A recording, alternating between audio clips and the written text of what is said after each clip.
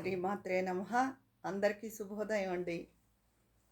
ఈరోజు కార్తీక మాసానికి ఆఖరి రోజు అమావాస్య.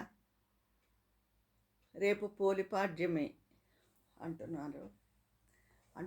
అని ఎందుకు అంటున్నానంటే, నాకైతే మా చిన్నప్పుడు అంతా, తర్వాత కూడా పెళ్ళయ్యాక చాలా ఏళ్ళు పో పోలీస్ వర్గం అంటే అమావాస్య రోజునే దీపాలు వదిలేవాళ్ళమని జ్ఞాపకం అండి. తర్వాత పోలిపాడ్యం అని అందరూ అంటుంటే, ఏమో అప్పుడు వదలాలేమో అని వదిలినట్టున్నాం. మా అత్తగారిని అడిగితే, ఏమో నేను మర్చిపోయానన్నారు. పెద్దావిడైపోయారు కదా! అయితే మా తోడికోడలు వాళ్ళు కూడా, అవును మనం అమావాస్య రోజునే వదిలేవాళ్ళం అన్నారు. నాకు దానికి నిన్న క్లారిఫికేషను గోవింద సేవా ఛానల్ సత్యభామ గారని చెప్తూ ఉంటారు. ఆవిడన్నారు, కార్తీక మాసం ఆఖరి రోజునే దీపాలు వదలాలి, కానీ మార్గశిర పాడ్యం నాడు కూడా పోలిపాడ్యం అని చేస్తున్నారు, అది ఎవరిష్టం వాళ్ళది అన్నారు. అప్పుడు నాకు గుర్తొచ్చింది, మేము చేసింది కరెక్టే అన్నమాట. అమావాస్య రోజునే వదిలేవాళ్ళం అని అనుకున్నాను. సరే, ఈరోజు మామూలుగా దీపాలు అవి పెట్టాను, సాయంత్రం పెడతాం, పోనీ రేపు కూడా పెట్టచ్చు, దానికేముంది దీపాలు. ఎందుకంటే ఇప్పుడు శ్రావణ మాసంలో ఆఖరిన అమావాస్య రోజున పోలాల అమావాస్య అని చేస్తాం. అక్కడతో శ్రావణ మాసం అయిపోతుంది. అలాగే ఈ అమావాస్యతో కార్తీక మాసం అయిపోతుంది. ఈ రోజునే మరి దీపాలు అరటి దొప్పల్లో వదిలేవాళ్ళమని నాకు జ్ఞాపకం. మరి రకరకాలుగా చెప్తున్నారు కదా ఇప్పుడు. సరే, అయితే నిన్న హోటల్ విషయంలో కొంతమంది మగవాళ్ళకి పని పాట లేదు, అలా కబుర్లు చెప్పుకుంటారు, వాళ్ళు సాయం చేయొచ్చు కదా అన్నారు. అది కొంతవరకు నిజం అయ్యి ఉండొచ్చు. ఇంకోళ్ళు, పిల్లలు వినరమ్మా, వద్దన్న బయట నుంచే తెచ్చేసుకుంటూ ఉంటారు, వాళ్ళు బయటవే తింటూ ఉంటారు అన్నారు. అది నిజమే, పిల్లలు వినరు. కానీ చాలామంది ఆడవాళ్ళు కూడా ఎక్కువ ఈ కర్రీ పాయింట్లకి ఎడిక్ట్ అయిపోయారండి. మగవాళ్ళు అన్నారని కాదు, ఎక్కువ తెప్పించేసుకుంటున్నారు. ఇంటికి ఎవరైనా ఇద్దరు చుట్టాలు వచ్చినా బయట నుంచి తెప్పించేసుకోవడమే. ఏదైనా చిన్న అకేషన్ వచ్చినా బయట నుంచి పూజ చేసేసుకొని బయట నుంచి తెప్పించేసుకోవడమే. అన్నీ అలా కూడా జరుగుతున్నాయి కదా. కానీ ఎవరి తప్పును వాళ్ళు అంగీకరించరు. అంటే అందరూ అలా ఉన్నారని కాదు, చాలామంది మాత్రం ఉన్నారు. లేకపోతే అంతంత జనాలు హోటల్స్ దగ్గర అంతంత ఎలా ఉంటారు. శనివారం వస్తే ఇదివరకు ఇడ్లీ, మినపరొట్టి, ఉప్పుడు పిండి, అదే బియ్యపు ఉప్మా, ఇలాంటివన్నీ చేసుకునేవారు. ఇప్పుడు శనివారం వస్తే ఎవరు ఇంట్లో టిఫిన్లు చేసుకోవట్లేదే. అన్ని హోటల్స్ ముందు ఇంత పొడుగున కార్లు అన్నీ బారులు తీరు ఉంటున్నాయి. అందరూ హోటల్ టిఫిన్స్కి బయటికి ఉంటున్నారు కదా. కాకపోతే నిజాన్ని గమ్ముని అంగీకరించాక కొంచెం మగవాళ్ళని అనుకుంటాము. కానీ అన్నిట్లోనూ కల్తీ అంటున్నారు కాబట్టి మన వంట మనమే చేసుకుని తింటే మంచిదని, అంతకన్నా ఇంకేమీ లేదు. ఎవరో మన అనడానికి ఆస్కారం ఎందుకు ఇవ్వాలి, మన ఆడవాళ్ళం ఎందుకు ఇది అవ్వాలి. ఎందుకంటే వంట అనేది మనకు సంబంధించింది.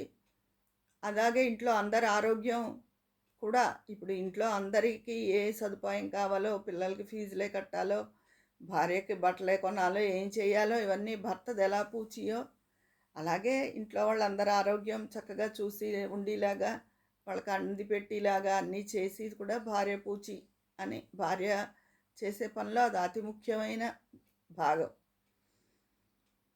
ఎవరిష్టం వాళ్ళదనుకోండి. మెయిన్ అందరూ ఆరోగ్యంగా ఉండాలి, అదే కోరుకునేది. ఈ కల్తీల బారిన పడకుండా అందరూ చక్కగా మంచి ఆహారం తీసుకుని ఆరోగ్యంగా ఉండాలని కోరుకుంటున్నాను. అది మీరు ఎవరైనా అమావాస్య రోజున దీపాలు వదులుతారా, లేదా పోలిపాడ్యమే చేసుకుంటారా? మీ ఇంటి పద్ధతి కూడా తెలియచేయండి. తర్వాత ఇప్పుడు ఒక గొప్ప ఆయన ప్రవచనకర్త కూడా ఆయన అన్నారు, బిర్యానీలు అవి ఎందుకు వండేస్తారంటే, అవి వండేస్తే తేలిక, వండేసి ఇంట్లో వాళ్ళకి పడేసి వీళ్ళు టీవీ ముందు కూర్చుందుకు వండుతారు అని. ఆయన అంటే నాకు ఎంతో గౌరవం, కానీ ఆయన అలా చెప్పడం నాకు నచ్చలేదు. ఈ పిల్లలు కావాలి కావాలి అని గొడవ చేస్తేనో లేదో చేస్తున్నారు తప్ప, పని వదిలించుకుందుకు బిర్యానీలు ఎవరు చేసేస్తున్నారండి? ఆడవాళ్ళకి ఇంట్లో ఎంత పని ఉంటుందో ఎవరికి తెలుసు? ఏదో వంట చేసేయడంతో ఆగదు ఆ పని. పని మనుషులున్నా అవ్వదు. ఇల్లు సర్దుకోవాలి, బట్టలు మడతపెట్టుకోవాలి, వంటింట్లో అన్ని గిన్నెలు అన్నీ మళ్ళీ చక్కగా నీట్‌గా ఉంచుకోవాలి. హాల్ సర్దాలి అడిగి చేసేస్తే. అలా ప్రతి రూమ్‌ని సర్దాలి. వంట చెయ్యాలి. అందరూ బిర్యానీలు తినేయరు. ఏదో సీరియల్స్ కోసం బిర్యానీ వండేసి ఎవరు కూర్చుంటున్నారండి? ఆయన అలా చెప్పారు. అప్పుడు కూడా ఏమిటి గురువుగారు ఇలా చెప్పారు మీరంటే ఎంతో గౌరవం, ఇలా అనేస్తారేంటి ఆడవాళ్ళని? అలా బిర్యానీ వండేసి టీవీల ముందు ఎవరు కూర్చుంటున్నారు? చూస్తే చూడొచ్చుగాక సీరియల్సు. పిల్లలు గొడవ చేస్తే వండడమో ఏదో తప్ప ఆడవాళ్ళంతటా ఆడవాళ్ళు ఎవరు వద్ద వండేద్దాం అని ఎవరు అనుకుంటారు?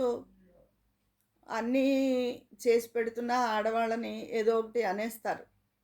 మగవాళ్ళకి ఎన్ని దురలవాట్లున్నా వాళ్ళ మీదొచ్చి ఇది తక్కువ. ఆడవాళ్ళకి కొంచెం ఏదైనా ఇదైనా వాళ్ళ మీద జోకులు, వాళ్ళ మీద కామెంట్లు ఎక్కువ. అంటే ఇప్పుడు కొంతమంది అలా ఉంటున్నారు కానీ, చాలామంది అన్నీ వండి పెడుతున్నారు, చేస్తున్నారు. పిల్లలకి లంచ్ బాక్సుల్లో వాళ్ళకి ఏది ఇష్టమో అదే వండి పెడుతున్నారు. అన్నీ చేస్తున్నారు. అయినా కొంతమందిని చూసి ఆ నింద అందరికీ కూడా వచ్చేస్తోంది. అంటే మీరు కానప్పుడు మీరెందుకు తీసుకోవడం అంటారు. కానీ అలా పబ్లిక్‌గా, ఓపెన్‌గా చెప్పినప్పుడు అది కొంచెం ఇబ్బందికరంగా అనిపిస్తుంది కదా! అదే మగవాళ్ళు చేసే పనుల గురించి కామెంట్లు తక్కువ. అదే ఆడవాళ్ళ గురించి నలుగురు మగాళ్ళు కూర్చున్నా ఆడాళ్ళ గురించి కామెంట్లు చేసుకుంటూ ఉంటారు. ఆడాళ్ళంటే ఒక ఇదిగాను.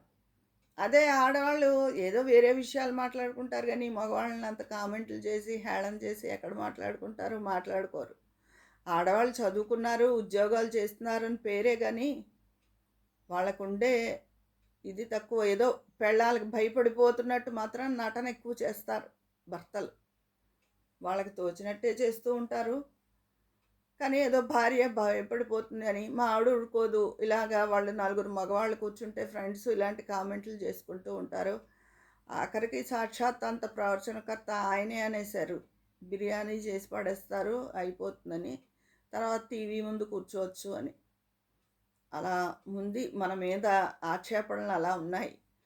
అందుకని అలాంటి వాటికి మనం తావివ్వకూడదు అని నా ఉద్దేశం.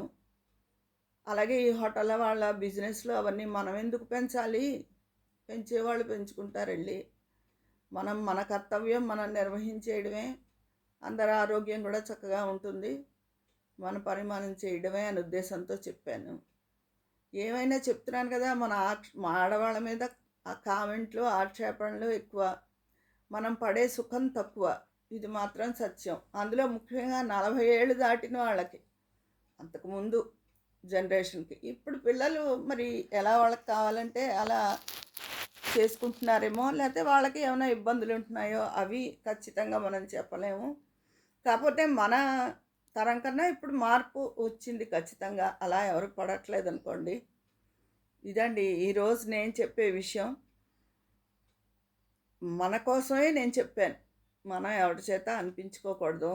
మనం, మనం మన తర్వాతే మన ఆడవాళ్ళ తర్వాతే ఎవరైనా మనం అంత సహనమూర్తులం, అంత బాధ్యతగా ఉంటాము. మనంతటి వాళ్ళం మనం. అది.